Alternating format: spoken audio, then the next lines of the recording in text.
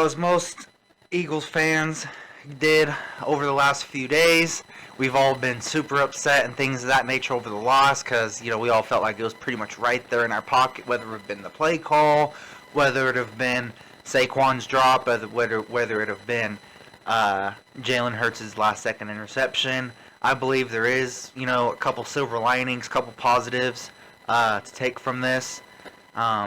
Regardless of roster moves or however the case may be.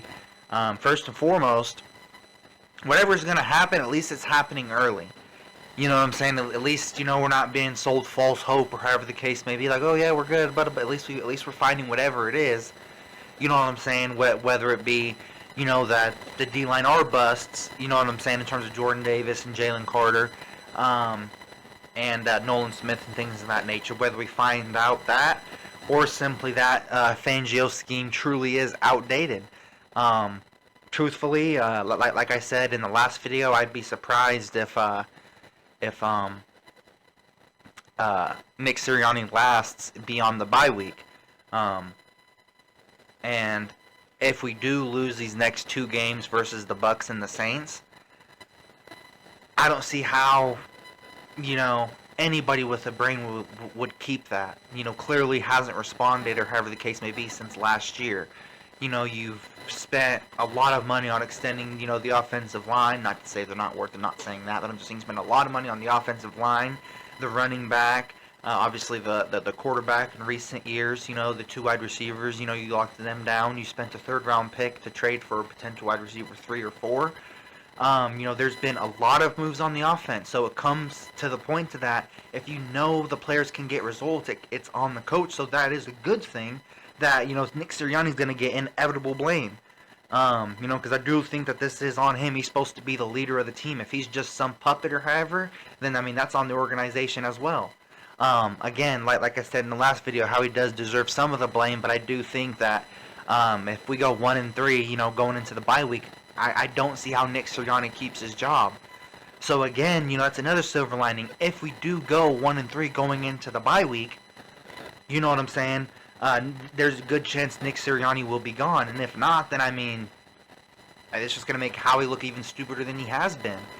I do know that Shady McCoy recruited Hassan Reddick. He attempted to recruit Hassan Reddick back to the Eagles because Hassan Reddick posted on Twitter or X or whatever you want to call it that God will always make a way. Absolutely, first and foremost, anytime I mention God or however the case, I want to thank him for this opportunity to talk and be healthy and all this good stuff, and be able to spread his good name. That being said, that's what he said, things of that nature. But Shady McCoy said, yeah, find a way back to the Eagles, man. We need bro, absolutely.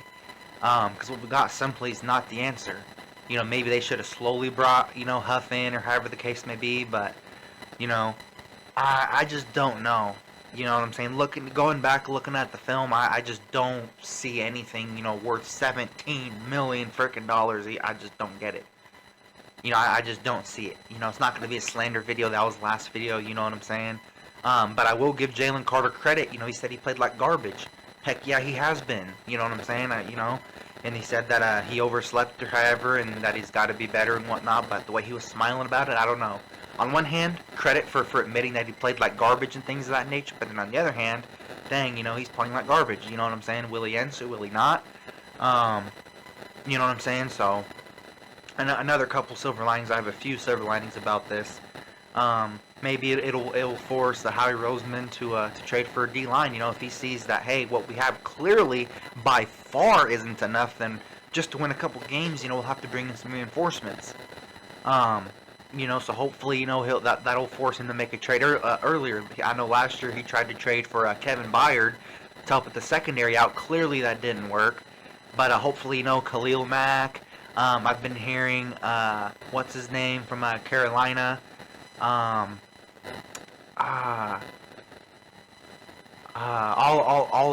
put it up there. Jadeveon Clowney, yes. Jadeveon Clowney. That there was some others or however. I know Khalil Mack's on that list.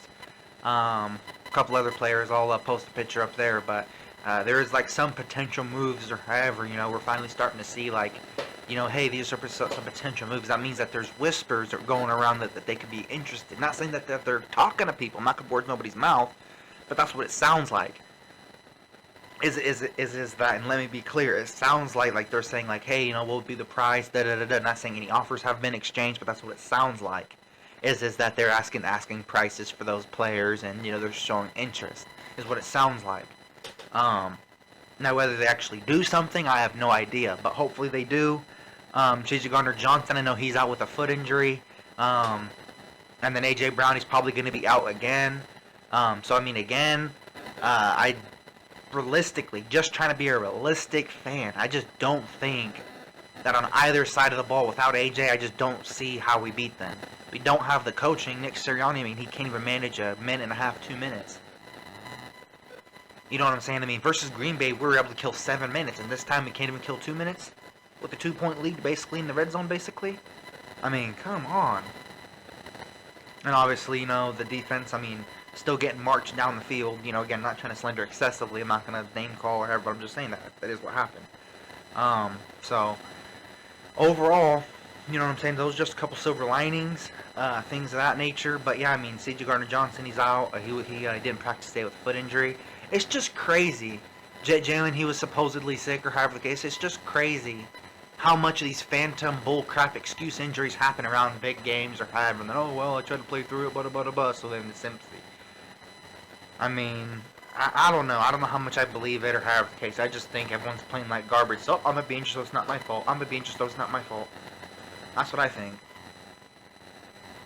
And then, I mean, just like how just like why Deion Sanders doesn't want to coach or however in the NFL, like, oh, you got players getting paid millions and millions that don't want to play.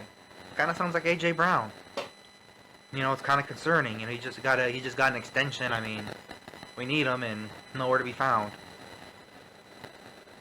So I mean that those are all reasonable concerns, things of that nature. I also know, according to multiple reports, there have been interest among Hassan Reddick or however, so we're not the only, we don't even know how he's officially interested, but we're not the only, ones that are trying to get him or however. Reportedly, there's been interest among a few teams, not to say the entire league, but at least a few teams that are interested in trading for Hassan Reddick and things of that nature. In terms of the contract dispute, I don't know if it's going to be another Jets situation. I don't know. But they said to basically expect something next week, basically. Hopefully we get him back. I don't know.